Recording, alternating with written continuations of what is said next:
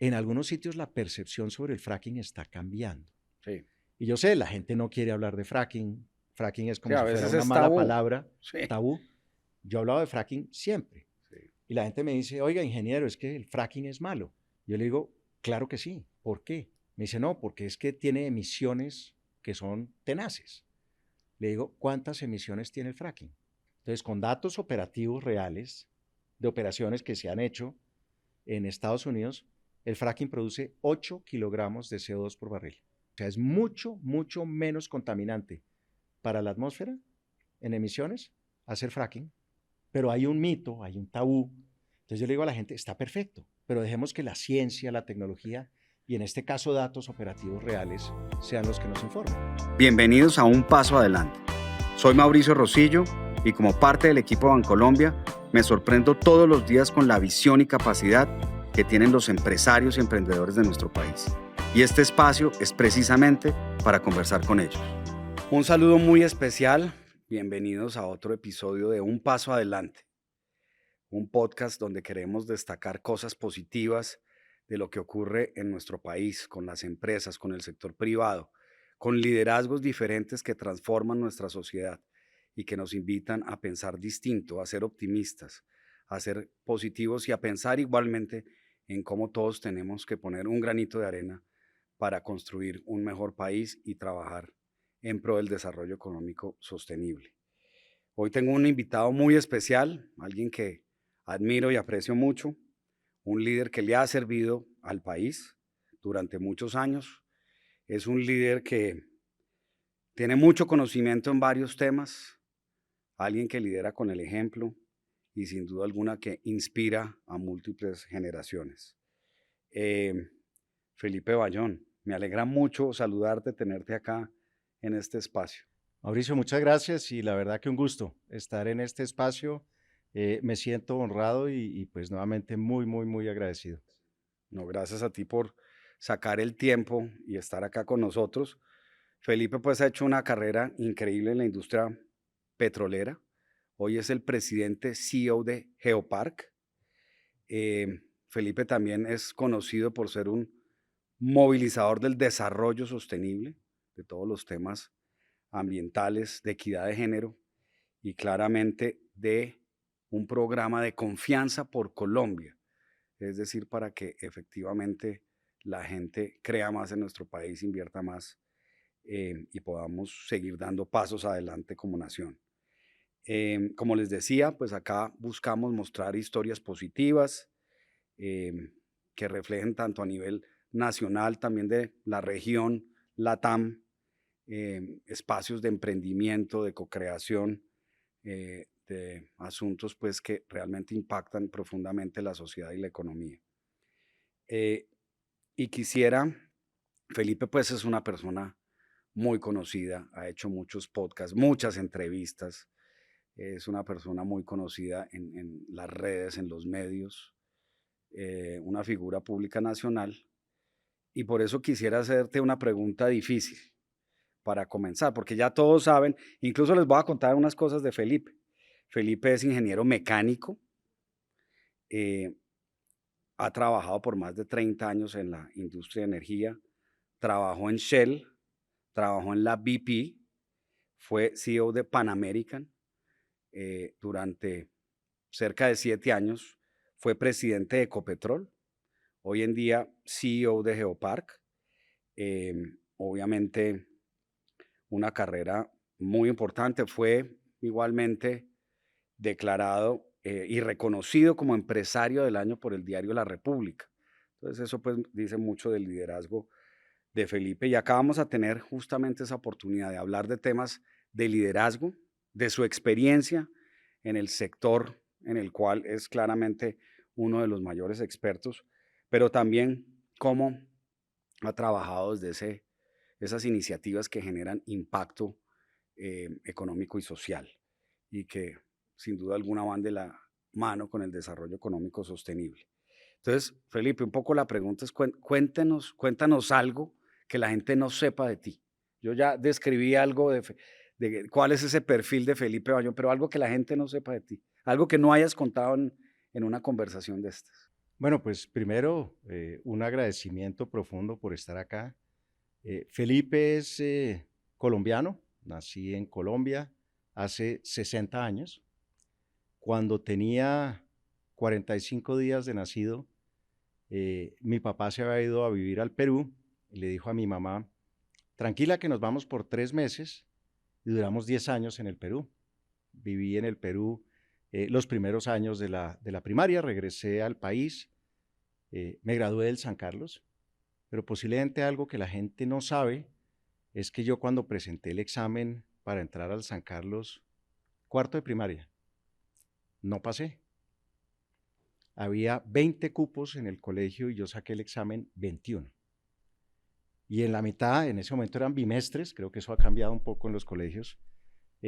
Una persona se fue, un niño pues se fue a vivir a otra parte y me dijeron, usted quiere entrar, pero le toca entrar en el segundo bimestre, sin una gota de inglés. Y bueno, hice el cambio al San Carlos y pues estoy absolutamente agradecido con esa oportunidad. Presté mi servicio militar aquí en Colombia, estudié ingeniería mecánica para trabajar en la industria automotriz, después podemos hablar de eso.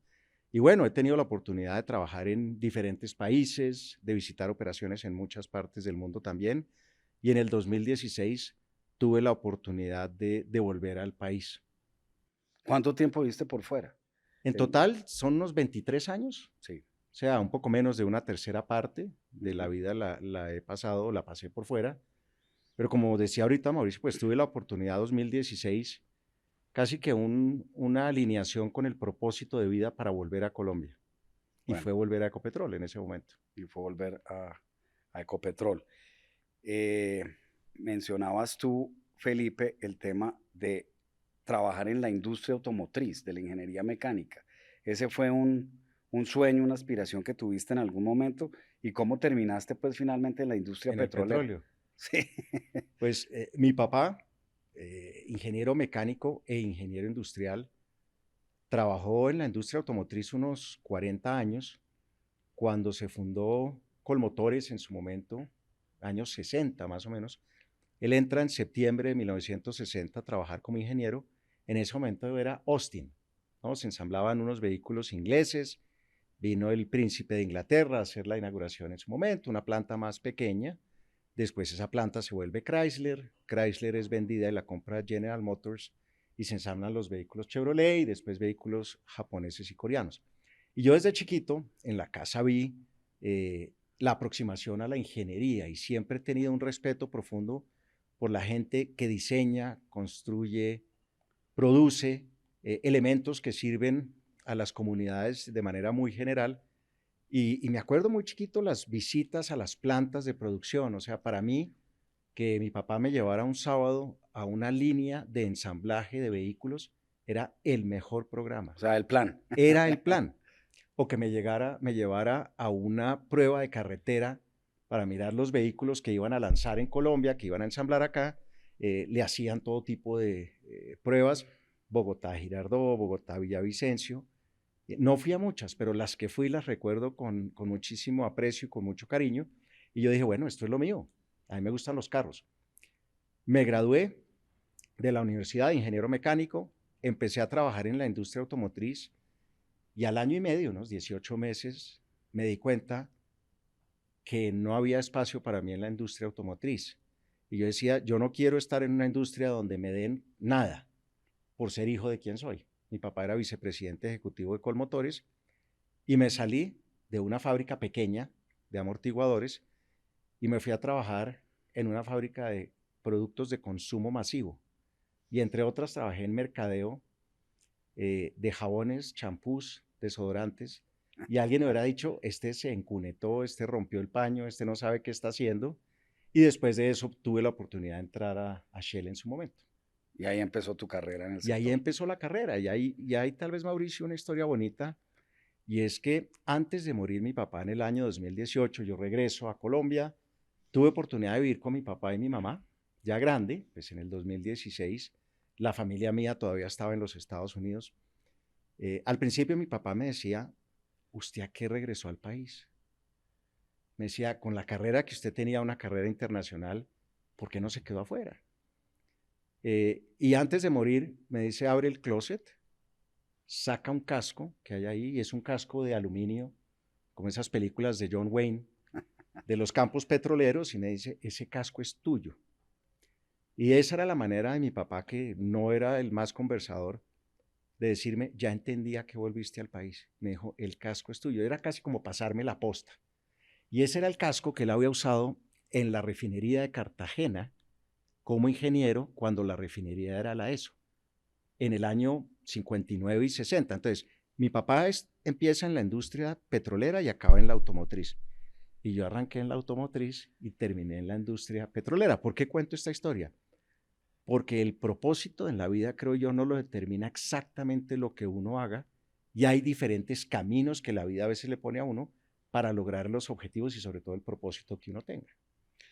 Mencionaste varias veces el propósito y es muy claro con esta historia que cuentas de tu padre, Felipe, muy interesante. Y si tú lo miras desde la perspectiva del liderazgo y de lo que tú querías, primer tema, ¿cómo terminaste queriendo y tomando la decisión de regresar a Colombia? Pues fue Ecopetrol, pero ¿cómo fue esa conversación, esa discusión familiar? Que yo creo que, pues obviamente es una discusión interna y familiar, pues seguramente bien interesante. Y si nos pudieras contar un momento en tu vida de liderazgo que fue como transformador, que es ese momento en donde uno realmente cambia y es como un paso adelante en materia de liderazgo, Sí, si es que lo tienes y nos pudieras compartir. sí, claro que sí. Yo, en términos del regreso a Colombia, voy a contar una historia que posiblemente no es tan pública. Eso Cuando nos hay, encanta, acá estamos, eso está bueno. sí, está bueno. Hubo un proceso para seleccionar el presidente de Ecopetrol. Yo participo del proceso y como seleccionado de ese proceso queda Juan Carlos Echeverri. Juan Carlos entonces asume en abril de 2015.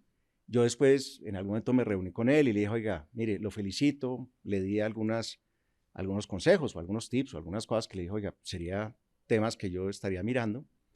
En agosto o septiembre de ese año él me llama y me dice, oiga, necesito a alguien que sepa de operaciones, que se encargue de las operaciones de la compañía, del grupo Ecopetrol, y todo el mundo me dice que usted es el gallo para ese tema. Y yo le dije, oiga, gracias, qué maravilla, la verdad que me siento honrado, pero no. Y después tuvimos la oportunidad de sentarnos en familia. Mi hijo ya entraba a los últimos años del bachillerato, del high school, y él tenía ganas también de volver al país. Y él dijo, mire, yo he estado viviendo por fuera casi toda la vida, me quiero reconectar con el país. Y me dijo algo bien interesante que a mí me caló mucho, y es, papá, yo veo como tú te conectas de fácil con el país, con la gente, tienes relaciones de largo plazo. Yo quisiera poder hacer eso también en la vida. La niña estaba más chiquita y mi señora, pues que ha sido primero la principal partner o mi partner de vida y me acolita todas las cosas, dijimos Maravilla. pues en familia, oiga, miremos si hay esa opción de regresar o no. Agarro el teléfono y llamo a Echeverry y le digo, oiga, yo sé que le dije que no, pero, y fíjense que uno, pues, Sí, en la vida uno no es río para no devolverse, como dicen, ¿no? Y entonces absolutamente de acuerdo. le dije, mire, explíqueme qué visión de compañía y de país tiene usted. Septiembre. Y en el 1 de febrero estaba sentado como Chief Operating Officer o vicepresidente ejecutivo operativo de Ecopetrol. Entonces, esa fue un poco la posibilidad de volver. Y yo digo, tengo un agradecimiento profundo, ¿no? Con el país, con los empleados de Ecopetrol, por esa oportunidad. Fueron 7 años maravillosos. Y yo diría, y me voy a volver un poquito en el tiempo, cuando yo estaba un poco más joven, tuve un jefe inglés que era el jefe del jefe del jefe de mi jefe, más o menos. Yo era un ingeniero recién entrado a la organización y el inglés me dice, oiga, Felipe, usted es un buen ingeniero, técnicamente bueno, conoce los temas, es una buena persona, trabaja bien en los equipos, usted nunca va a liderar una organización. Y pues yo me hubiera podido poner a llorar Y te con dijo eso. así, o Así sea, me dijo. Es que los anglosajones tienen una ventaja o un tema, por lo menos a mí una característica que me gusta mucho, es que le dicen a uno las cosas de frente. de frente. Y Sí, no son temas personales, ¿no? sí. Aquí a veces mezclamos un poco las cosas y es que no me quiere y es que no me gusta, no me tiene en cuenta. Y yo en ese momento pensé, pues obviamente me dio rabia, ¿no? Y yo pensé, este señor me está haciendo un regalo. Y dije, ¿qué tengo que hacer para no exactamente ser jefe de una organización o presidente de una compañía, sino poder ayudar a transformar a través de un liderazgo la vida de las personas? Y esa fue una enseñanza de vida porque me pasó varias veces después. Y yo creo que, yendo al tema de alguna, Punto de digamos, quiebre en liderazgo. ocasión en términos de liderazgo, sobre todo cuando he tenido que manejar crisis grandes, entonces uno piensa la caída del precio del petróleo de 100 o 110 dólares a 25, 26 dólares, 2015 y 16, una época muy dura. En la pandemia, cuando se cae el precio de 100 dólares también a 25 dólares, y la cantidad de productos que se vendía pasó de 100 unidades a 25 o 30 unidades. Gasolina, diésel, prácticamente no se vendían, se vendía el 30%, y el jet que utilizan los aviones se vendía el 10%. Entonces se cae el P y se cae el Q, y es una situación muy, muy difícil. La Entonces, tormenta perfecta. ahí es donde uno dice, mire, uno tiene que liderar, mostrar dirección, y me enseñaba alguien, Salvador Alba, que fue presidente del Politécnico Tecnológico, perdón, de Monterrey, me decía, hay tres cosas que los líderes no pueden delegar, y una es la visión de futuro, la segunda es la formación de equipos, Total. y la tercera es la definición de cultura en las organizaciones. Entonces, así como esos dos momentos en la vida, Mauricio, de caída de precio tan duro, porque pues, si yo le digo a la gente, oiga, usted vende cualquier producto y se le cae el precio 75% y no vende nada, No, eso es una situación es una situación muy muy dura. compleja. Y en particular en el COVID tuvimos instancias, sobre todo cuando tuvimos los primeros fallecimientos dentro de Ecopetrol, donde había gente en la organización que nos decía, hay que parar las operaciones.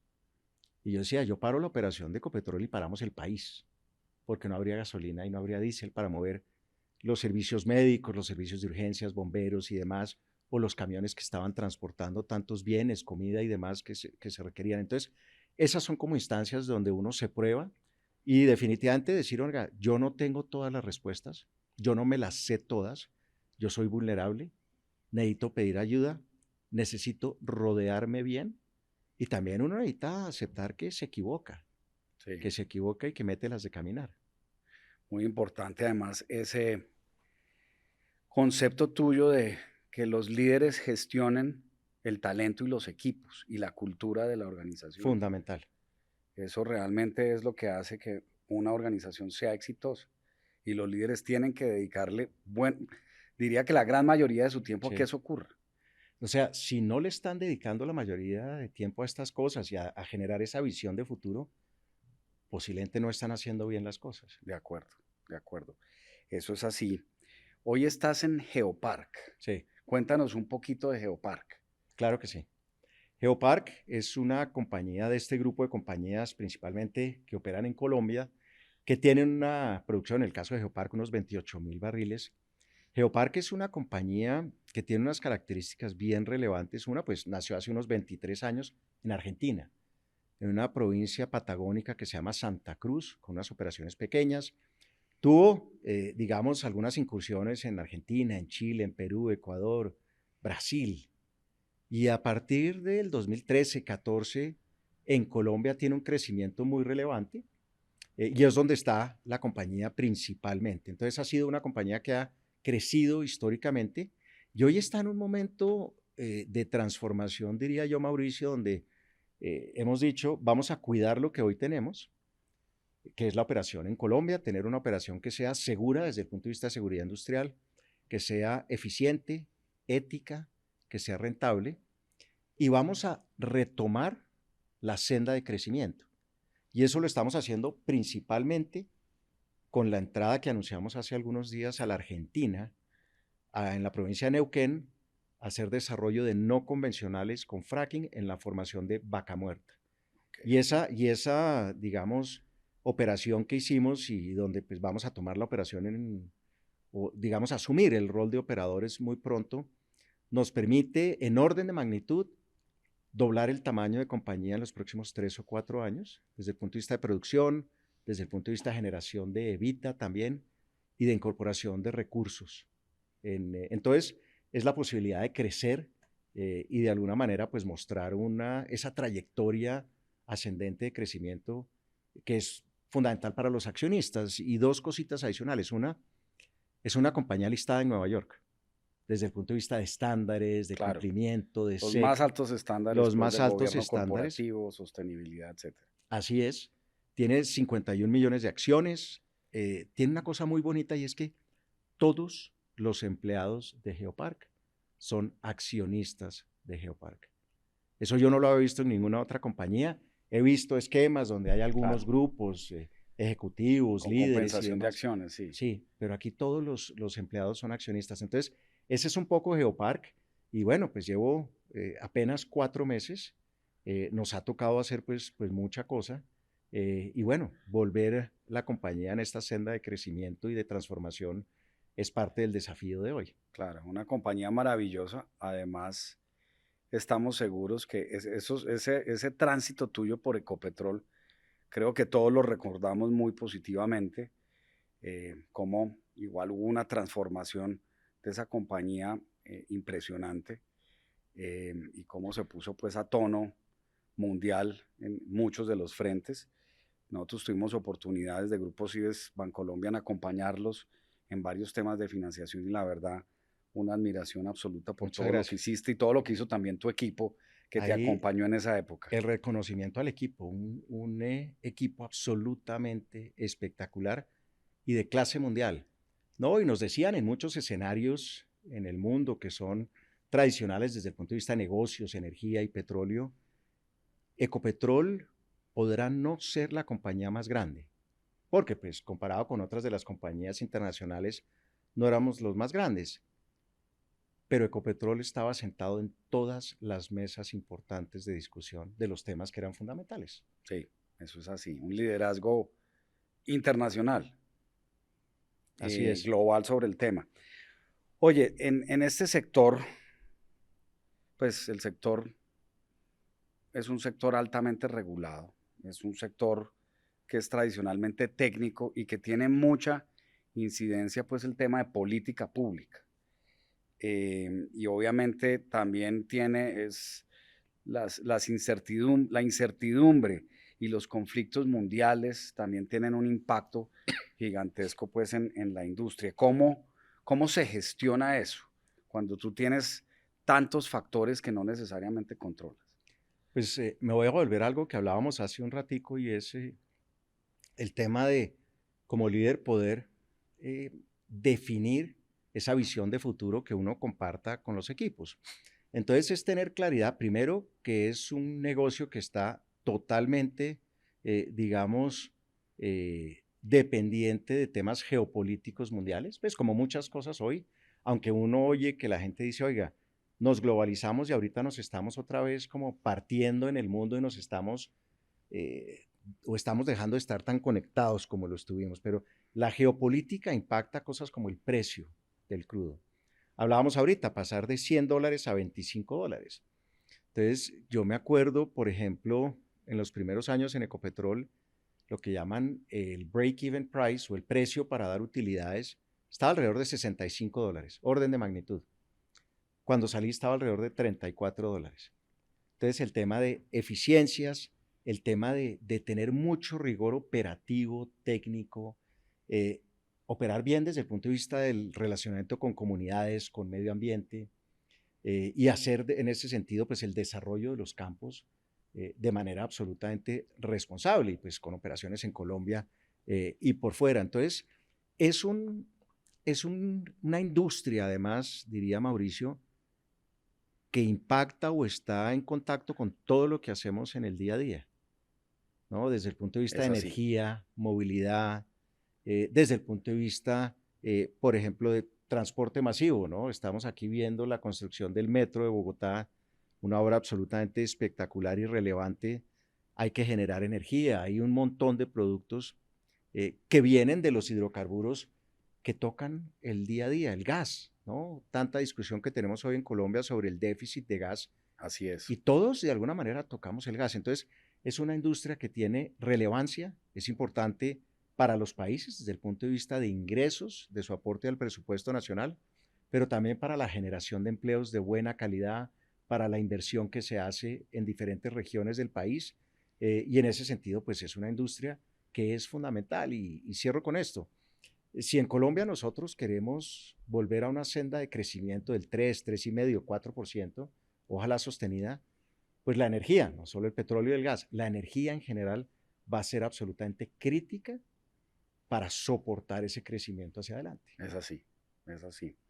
Oye, pero volvamos un poquito, me imagino que en los diferentes roles que has tenido tienes que poner tú en la balanza todos esos temas económicos, financieros, hablabas tú de la eficiencia operacional, etcétera, pero también los temas sociales y ambientales, porque obviamente en un tema como el petróleo, pues tienes mucha interacción con las comunidades, los temas ambientales pues son el pan de cada día. ¿Cómo se gestiona eso en el día a día pues de un CEO de una compañía de esta naturaleza? Pues yo otra vez, si me devuelvo al tema de tener una visión de largo plazo, y en ese caso nosotros hicimos una estrategia de 20 años, 20 años, que es muy poco común, ¿no? Muy poco común. Las compañías hacen estrategias de 3, 5 años, Sí. y hoy con el mundo cambiante posiblemente hay que hacerlas que sean revisables, y de hecho las estrategias tienen que poder ser revisables. Sí, de una manera mega de 20 frecuente. años es... No, claro, pero era decir, oiga, ¿cómo transformo un negocio en 20 años? Y esos negocios los baja uno a planes operativos con presupuestos anuales, donde hay sobre todo responsabilidad muy clara sobre quién hace qué, ¿no? Y por ejemplo, en los equipos de liderazgo o equipos directivos, donde a veces los silos, o a veces no, los silos a veces están presentes, no se prestan las cosas entre los diferentes líderes de las áreas. Eso ocurre hasta en las mejores familias. Eso pasa en todas partes. ¿Cómo generar un ambiente donde uno diga, oiga, aquí hay un tema que está por sobre mi interés personal, que es el interés de la organización, y poder entender qué tengo que hacer para poder garantizar que las cosas se hagan en tiempo, en forma, en presupuesto? Yo tengo formación de ingeniero de proyectos. Como ingeniero mecánico fui ingeniero de proyectos, estuve en procesos, en operaciones y demás. Y eso yo creo que le da a uno como mucho método y rigor.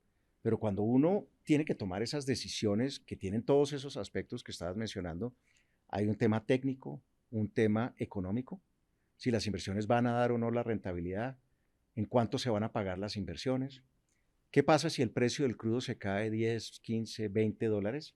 Entonces, la generación de escenarios, hacer test ácidos, ¿no? Y de alguna manera retar también los supuestos que uno pueda tener, el tema ambiental, el tema social.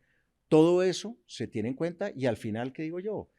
Cuando uno está haciendo pues la elaboración de un plan de negocios, es mucho mejor tener más ideas que plata, porque si uno tiene más plata que ideas, acaba haciendo un montón de cosas que posiblemente no eran las cosas que había que hacer, no eran las cosas donde uno tenía que invertir la plata, y uno tiene que priorizar y escoger qué va a hacer y también escoger qué no va a hacer.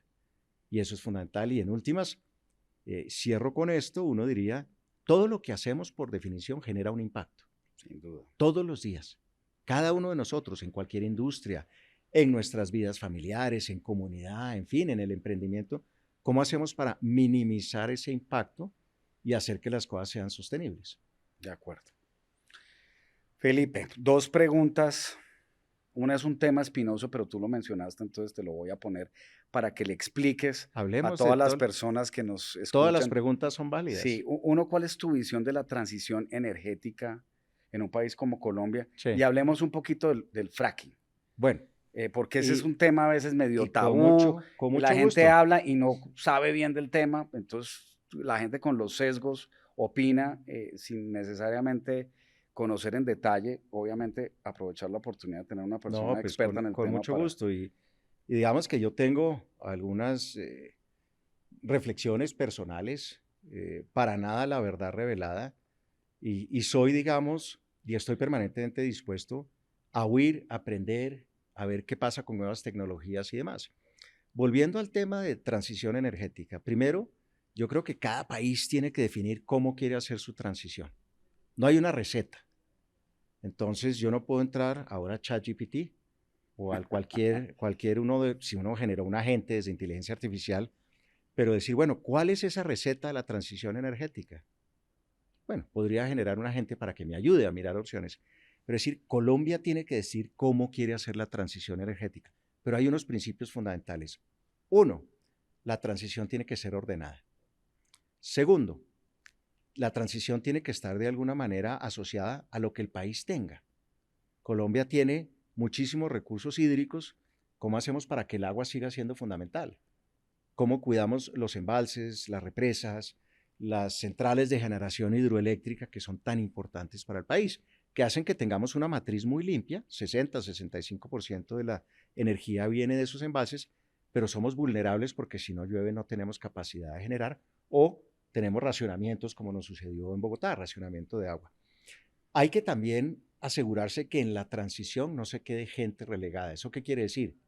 Hablamos de transición energética, pero para mucha gente es un tema de acceso a energía, ¿no? Yo le digo sobre todo a personas de los países europeos o americanos también, oiga, buenísimo, hablemos de transición, pero si 800 millones de personas en el mundo, que son Europa y Estados Unidos, más o menos orden de magnitud, hacen la transición, pero 7.200 millones de personas no, ¿qué pasó con el mundo? De Entonces es un acuerdo. tema también de que, oiga, ¿cómo hacemos para que los países puedan ir avanzando, pero sin generar, por ejemplo, peores condiciones de vida para los ciudadanos? Yo digo, la transición en Colombia, si hacemos que la gente mejore su calidad de vida, bienvenida. Y por eso he sido un defensor, primero que todas las fuentes de energía son válidas. No podemos demonizar una fuente de energía por ser esa fuente de energía. La gente dice, oiga, el petróleo es malo, el gas es malo, el carbón es malo. Y digo, ¿por qué? Explíqueme por qué. O bueno, y ahorita vamos a hablar de fracking.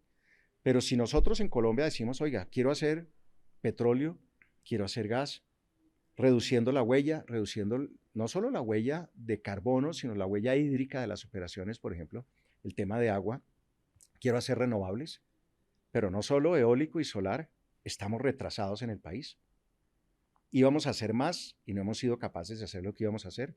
El tema de geotermia y utilizar el calor o de los fluidos de procesos o del subsuelo en zonas cercanas, por ejemplo, al Nevado del Ruiz, donde hay volcanes. ¿Qué vamos a hacer con energía nuclear? ¿Qué vamos a hacer con almacenamiento de energía? O sea, hay tantas formas de energía, tenemos que decidir qué vamos a hacer. Entonces yo creo que eso es fundamental en términos de la transición energética. Y yo creo que el país tiene que retomar algunos de estos temas, tenemos que ser mucho más proactivos y en últimas, si queremos crecer como país, generar buenas condiciones, empleos dignos, formales y el crecimiento, hoy me decían esta mañana, 97% del tejido empresarial, y puede que el número no sea exacto, son pequeñas empresas. Es así. No son los grandes conglomerados. Es así. ¿No? Entonces es la empresa en el barrio, en la comunidad, en la cuadra, que es 1, 2, 3, 4 personas, que dan 5 empleos, que es el emprendimiento. ¿Cómo hacemos para cuidar esas empresas que son las que en últimas generan trabajo, oportunidad y bienestar? Entonces, es un poco la visión que tengo de transición, ¿no? Que tiene que ser ordenada y creo que obviamente hemos perdido tiempo valioso en el país y tenemos que retomar de una manera mucho más decidida temas de transición. Es que hay que poder transicionar, pero eso no quiere decir que tengamos que acabar con todo lo que tenemos. Claro. Es que además parte de la definición de lo que es transición, ¿no? Que es... Y lo otro tal vez, Mauricio, es que la transición no es un punto de llegada. ¿Cuándo logramos la transición? Yo diría la transición es un camino y puede ser un camino permanente. Pero yo digo, oiga, ¿cómo hago la transición? Menos emisiones, huella hídrica más pequeña, subiendo la eficiencia energética. O sea, que con la misma energía que hoy consumimos como país, en un hogar, en una industria, en una oficina, hagamos más, ¿no? Entonces, todos esos, digamos, temas son absolutamente críticos para el tema de la transición. Y No se vamos me a va a hablar de escapar fracking. del No, para fracking. nada, pero estaba tratando de que cerráramos aquí. Y en términos de fracking, Sí. yo creo que varias cosas. Uno, el fracking requiere de 2 tecnologías principales. Una que es la perforación de pozos horizontales. Entonces, uno perfora un pozo que es vertical, utiliza, hagan de cuenta, una cuchara, se llama un whipstock en inglés, la broca da la vuelta y perfora horizontal. Ya. Y esta rama del pozo que es horizontal puede tener 2 kilómetros, 3 kilómetros, 4 kilómetros. Y en esa parte que es horizontal, donde hay una roca muy, muy, muy apretada, hagamos de cuenta que si nosotros vamos a perforar o producir en un yacimiento tradicional, convencional, para que la gente entienda, imagínense algo parecido a la arena en una playa, y el crudo y el gas están entre los granos de arena. Y en cambio, en los no convencionales, donde se hace fracking, puede ser una piedra parecida en consistencia a un mármol, Ya. mucho más apretada. Entonces, en esa sección horizontal, yo hago algo que se llama fracturamiento hidráulico. Y tiene que ver con inyectar agua, un volumen finito de agua durante un momento particular. Lo hago en diferentes etapas y inyecto esa agua a presión y en últimas con algunos químicos que me ayudan en el proceso, con arena, y la arena puede ser natural o arena sintética. Y si esta es la formación, está súper apretada, esto es una cosa así durísima. Yo fracturo la roca se parte y hace esto, la roca se abre, y en estos huequitos que me quedan en la mitad, se ponen los granos de arena. Y el granito de arena es una cuña que evita que esto se cierre. Ya. Y ahí es que producen hidrocarburos, petróleo y gas. Entonces, eso desde el punto de vista de producción.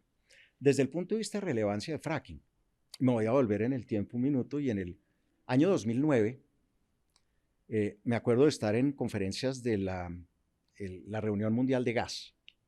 Y los americanos decían, tenemos que construir terminales de importación de LNG o gas que está en estado líquido, gas que está muy frío, menos 160 grados, gas criogénico, como el que estamos importando desde hace algunos años para las térmicas, hoy ya para el consumo en Cartagena. Y ese gas tenemos que poder importarlo a Estados Unidos porque si no, no vamos a tener gas. 16 años después, Estados Unidos es un gran exportador de gas, tiene autosuficiencia de gas y en gran medida esos terminales que se iban a usar para importar gas, hoy exportan gas. Son distintos desde el punto de vista técnico, pero lo hizo porque cambió la mentalidad y dijo, vamos a desarrollar con fracking los no convencionales. No.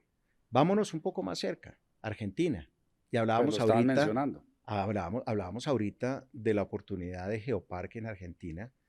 En Argentina, yo viví en Argentina 5 años y me acuerdo cuando Argentina tuvo que suspender las exportaciones de gas a países vecinos porque no tenía más gas. Y trajeron no uno, sino 2 barcos como el que hay en Cartagena, en el Río de la Plata, para poder importar gas líquido, frío, criogénico, para poder alimentar los sistemas del país. Hoy en día, Neuquén, que es una provincia argentina, en la formación Vaca Muerta, con fracking, produce 3.500 millones de pies cúbicos al día de gas. 3.500. Colombia produce 800. Entonces, esa provincia sola produce 4 veces y media lo que produce toda Colombia.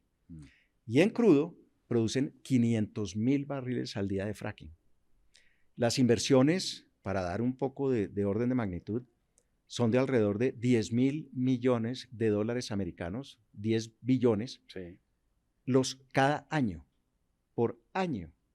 En Colombia debemos estar invirtiendo 4.500 millones en la industria. Entonces, los argentinos dijeron, oiga, tomemos el control de nuestro destino en nuestras manos, vamos a permitir hacer el desarrollo de no convencionales, no es un tema de uno u otro gobierno, dijeron, esto es un tema estratégico. De largo plazo. De largo plazo, tiene una visión de país y se ha hecho un desarrollo muy responsable desde el punto de vista no convencionales. Por eso nosotros queremos ir allá, queremos tener la oportunidad de crecer la compañía, pero también, Mauricio, es como en su momento lo hicimos en Texas en el 2019 con Ecopetrol, lograr una operación que hoy es la operación más rentable de Ecopetrol. Produce más de 110.000 barriles al día para Ecopetrol. Es ir a Argentina y ese conocimiento eventualmente traerlo a Colombia. Estaba viendo en estos días, digamos, el barómetro petrolero y demás que dicen, oiga, en algunos sitios la percepción sobre el fracking está cambiando. Sí. Y yo sé, la gente no quiere hablar de fracking fracking es Sí, como a si fuera veces una es mala tabú. palabra, Sí. tabú. Yo hablaba de fracking siempre. Sí. Y la gente me dice, oiga, ingeniero, es que el fracking es malo. Yo le digo, claro que sí. ¿Por qué? Me dice, no, porque es que tiene emisiones que son tenaces. Le digo, ¿cuántas emisiones tiene el fracking? Entonces, con datos operativos reales de operaciones que se han hecho en Estados Unidos, el fracking produce 8 kilogramos de CO2 por barril. Acuérdense del 8, no importa la unidad, 8. Cuando Ecopetrol estaba mirando Oslo, de información de ellos, decían que el promedio que tenían en su portafolio era 64 kilogramos de CO2 por barril. Wow. Una octava parte, o sea, es mucho, mucho menos contaminante para la atmósfera en emisiones hacer fracking. Pero hay un mito, hay un tabú. Entonces yo le digo a la gente, está perfecto, pero dejemos que la ciencia, la tecnología y en este caso datos operativos reales sean los que nos informen. Oye, y el tema ambiental y de agua, que es el tema de que... agua. Entonces, en el agua dicen, se acaba el agua y se contamina el agua. Sí. Entonces, parte de lo que se hace con el fracking es que uno se utiliza agua que no es potable, no compite con las comunidades. Okay. Dos, el agua que se utiliza para hacer una fractura, después se produce del pozo, en la fractura inicialmente, se almacena y vuelve y se utiliza. Y hay, digamos, una economía circular desde el punto de vista de reutilización del agua. Y son aguas que pueden estar siendo producidas de estratos distintos a profundidades diferentes, donde son aguas, unas potables para comunidades y otras que son para esto. Inclusive en algunas partes del mundo se hacen estudios o se han hecho ya implementaciones de fracking con aguas servidas, con aguas de alcantarillado. Entonces, es no competir con el agua.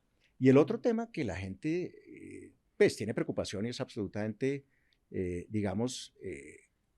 creo que real, es el tema de microsismicidad, temblores. Y también pues hay una experiencia muy, muy, muy poderosa en este país, en Colombia, en el campo Rubiales, donde por la reinyección de agua para almacenamiento, no para hacer fracking y no para mejorar presión, sino para almacenar el agua. Les doy un dato, en Rubiales por cada barril de petróleo, en su momento, se producían 49 barriles de agua. Muchísima agua. Entonces, se reinyecta y ¿qué hace uno? Redirigir el agua con estudios de yacimientos, con gente técnica, trajimos gente de afuera, para que dejara de temblar. Yo me acuerdo que eso era algo que yo cuando estaba en operaciones revisaba 1 o 2 veces por semana. Entonces, todos esos temas, de alguna manera, se pueden manejar. Y vuelvo a algo que hablábamos hace un momento, Mauricio, y es que hoy que tenemos un déficit de gas importante en el país, que va a golpear el bolsillo de todos los colombianos, porque la factura de gas va a subir inexorablemente, una de las formas más rápidas que tendríamos para revertir eso es poder hacer fracking en Colombia. Y en cuestión de 18 meses, 24 meses, 2 años, podríamos tener el volumen de gas nacional a un precio mucho más competitivo. Bueno, una clase magistral de transición energética, de fracking, muy importante además conocer esa visión técnica y obviamente también la invitación a todas las personas que escuchan y ven este podcast es a informarse, a tener visiones diferentes, a no simplemente dejarse uno llevar por sesgos o por simplemente ideologías y entender muy bien y aprovechar la tecnología en pro del desarrollo del país y lógicamente de tener fuentes de energía sostenibles. Entonces, la verdad, muy ilustrativo todo lo que nos cuentas, Felipe. Salgámonos un poquito del tema del sector y hablemos un poquito de temas de liderazgo o que tienen que ver con liderazgo, porque sin duda alguna, pues tú tienes mucho que aportar en este frente. Hablábamos, me dijeron una cosa que tiene que ver con liderazgo y que eres un gran negociador con sus diferentes grupos de interés, con las comunidades, que logras acuerdos gana-gana, con compradores, con inversionistas. Eso pues fue evidente cuando lideraste Ecopetrol, con los gobiernos, haciendo negociaciones con el sector financiero que me consta. Cuéntanos un poquito y cuéntale a la audiencia un poquito de cuál es ese secreto para ser un buen negociador. ¿Qué recomendaciones le haces? Pues lo primero que diría, Mauricio, es que es tener unos equipos de trabajo que permiten que uno se siente en el momento indicado a hacer alguna parte de esa negociación. Y voy a utilizar un ejemplo reciente. Yo entré a Geopark el 1 de junio de este año, 2025. Domingo. El lunes fue feriado. El martes teníamos un montón de temas difíciles de lo que llaman un poison pill para proteger la acción y demás. Y el viernes de esa semana me fui para la provincia de Neuquén, en Argentina, a ver al gobernador sin tener cita con el gobernador. Y yo me fui a la provincia de Neuquén y dije, ojalá el gobernador me reciba. Logré que me recibiera. Había habido, digamos, unas instancias donde la compañía no había podido cerrar algunos negocios anteriores. Y mi mensaje al gobernador fue, mire, primero, estamos listos para llegar a la provincia, queremos trabajar con ustedes, queremos comprometernos como inversionista y como operador. Y el gobernador me dice, oiga, señor Bayón, yo a usted lo quería conocer. Y le dije, ¿por qué, señor gobernador? Y me dice, mire, una persona que maneja una compañía como la que usted manejó de semejante tamaño, que tiene repercusiones internacionales, durante 3 gobiernos diferentes y tan distintos, es una persona que es diferente. Usted es un distinto, me dijo. ¿Y a dónde voy con esto? Que yo no tenía una cita, yo me fui a decir, mire, estoy dispuesto a que nos sentemos, a que nos conozcamos, a que entendamos desde el punto de vista de expectativas y demás dónde estamos. Me he visto pues ya muchas veces con él. El 25 de septiembre tuve la oportunidad de estar en el despacho nuevamente cerrando el negocio. Pero el punto central de esto, Mauricio, es construir relaciones de largo plazo, de confianza. Cuando uno está haciendo cualquier negocio, uno dice, si me voy a ganar esta y voy a clavar al otro, para usar una expresión que se entienda, seguramente nunca voy a volver a hacer un negocio con esa persona. Sí. Pero si yo tengo una relación de largo plazo donde haya confianza, inclusive cuando en los momentos difíciles, y bueno, ustedes en el sector financiero lo viven todos los días, pero con gente con la que llevan 10, 15 o 20 años trabajando, dicen, tenemos un tema de visión de largo plazo y relacionamiento, conocemos ustedes quiénes son. Hay esa confianza, pues eso ayuda sin duda a resolver muchos de los temas. Todo el mundo tiene ciclos buenos y malos y es absolutamente lo importante normal. Es eso, las relaciones de largo plazo, esa construcción. De largo plazo y de confianza. Sí. Y lo otro que creo que es importante es entender, bueno, ¿cuál sería un buen acuerdo para ambas partes? Que estás, digamos, construido sobre esto de no tratar de ganármelas y sacar ventaja en una negociación particular, sino que uno diga, oiga, ¿sabe qué? Al final uno se da la mano y dice, yo quedé contento, usted quedó contento y está bien, y está bien.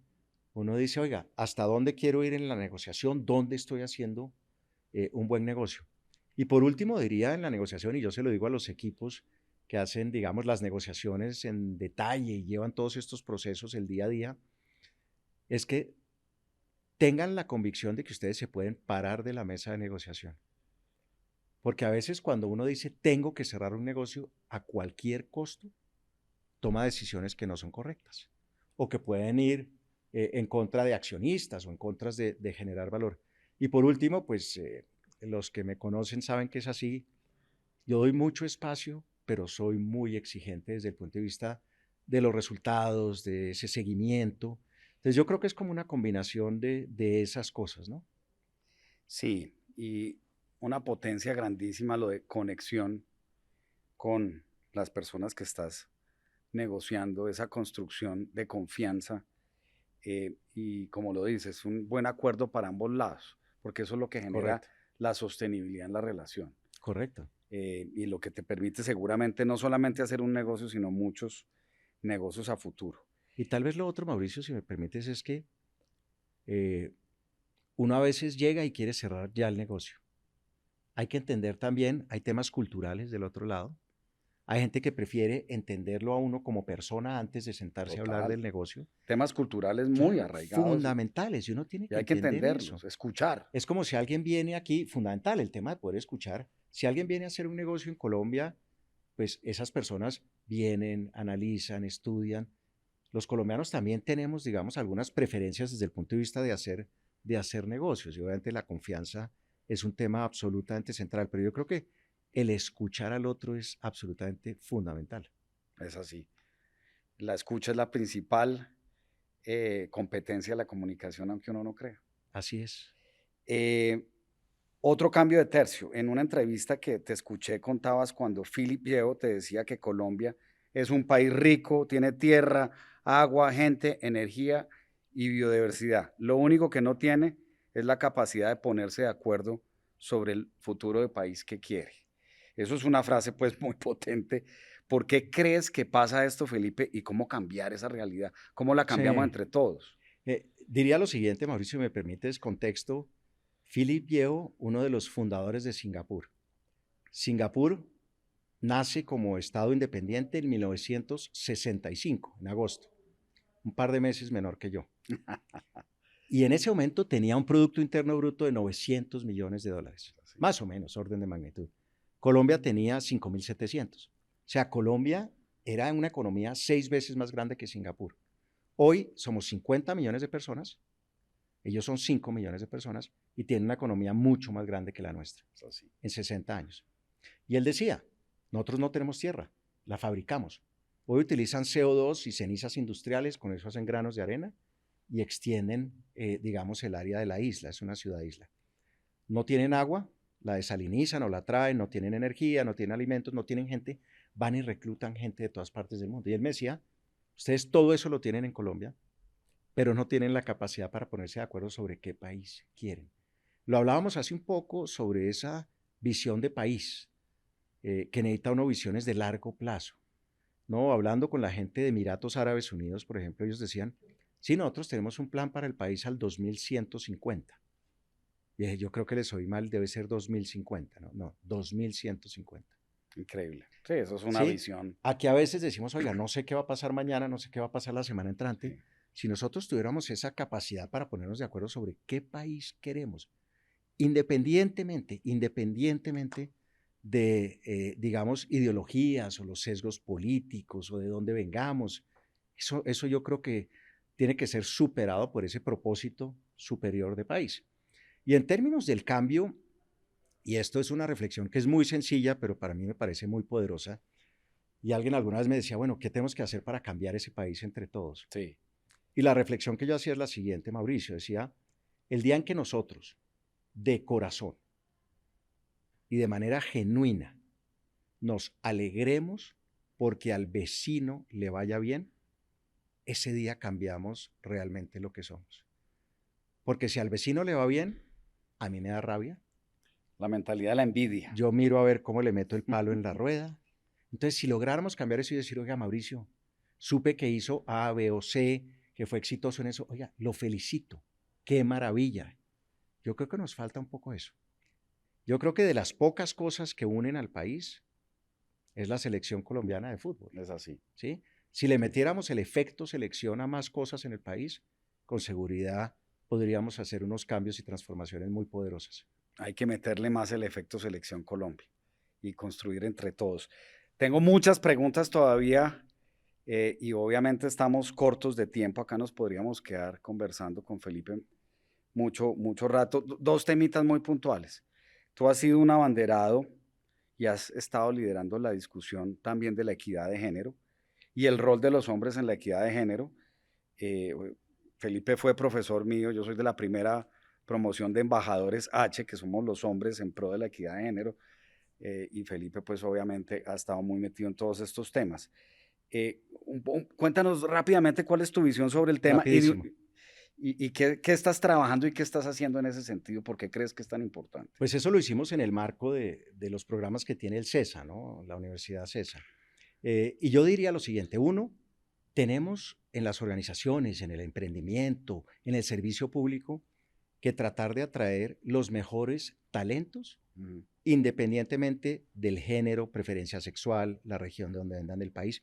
No es un tema solo de género y de mujeres u hombres, Es sino decir, oiga, diversidad, equidad que las en general. personas puedan venir a una organización, a una oficina, si es trabajo híbrido, lo que sea, y estar plenos en lo que hacen y entregados y comprometidos con ese propósito. Que el propósito personal y el propósito de la organización estén alineados. Entonces, eso es cómo genero esas condiciones sabiendo que tengo sesgos. Porque Mauricio, yo qué digo, oiga, pues yo quiero contratar gente que sea como yo, que piense como yo, que sean ingenieros, que sean de mi universidad. Uno necesita generar espacios donde desde la diferencia podamos construir y es posiblemente de lo que más genera valor en las organizaciones. Es así, absolutamente de acuerdo, compartimos esa visión. Felipe, para cerrar, ¿qué legado quiere dejar Felipe Bayón para Colombia? Es decir, si tú el día de mañana visualizas teniendo nietos o algo así, ¿qué te gustaría que dijeran de Felipe Bayón, así como hablas tan lindo de tu padre? Pues yo diría lo siguiente, Mauricio, y me voy a volver unos 3 años en la vida. Cuando tuve cáncer, yo tuve cáncer de próstata. Y pues son esas cosas que lo patean a uno duro, porque le pasa a uno la vida en un segundo y uno hace, digamos, muchas reflexiones. Yo hoy lo veo como un regalo, ¿no? Y me permitió hacer ajustes, cambios, estoy bien. Lo hago muy público porque creo que los hombres necesitamos ser más juiciosos, así como las mujeres son tan juiciosas con sus exámenes, tenemos que ser mucho más juiciosos. Y yo te diría lo siguiente, Mauricio, yo me encuentro con gente en muchas partes, en la calle, en un vuelo, en un aeropuerto, en cualquier parte, en un centro comercial y me dicen, ingeniero, lo extrañamos.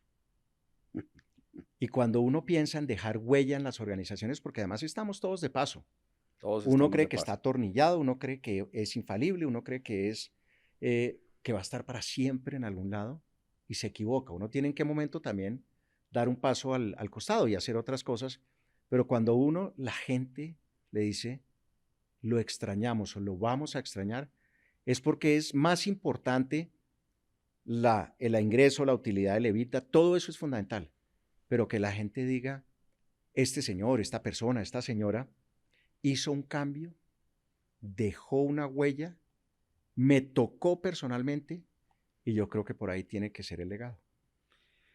Lo extrañamos, ¿ah? Muy inspirador, Felipe. Muchas gracias por tu tiempo, muchas gracias por tus enseñanzas en tantos temas técnicos que muchos desconocemos, por compartir tu conocimiento, por esa visión de liderazgo transformadora que tienes.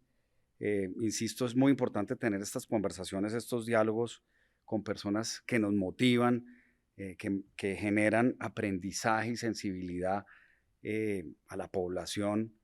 Y destacaría unas cosas que dijiste que me encantaron. Hablaste de propósito varias veces. Una cosa que me tocó profundamente es que siempre hablas de tus equipos. No es el tema individual del liderazgo, yo soy el líder, la gran persona. Siempre hiciste énfasis en los equipos y sin duda alguna, pues tu visión estratégica, ese conocimiento técnico, esa tenacidad, pues es lo que te ha llevado a ser un gran referente no solamente en la industria petrolera, sino en general en el empresariado colombiano. Muchas gracias por compartir tu tiempo con nosotros. Mauricio, muchas gracias y la verdad que un gusto, disfruté un montón la conversación y muchos éxitos con este espacio que creo que es oportuno y muy relevante para el país. Muchas gracias, Felipe. Un saludo para todos. Nos vemos en una próxima oportunidad.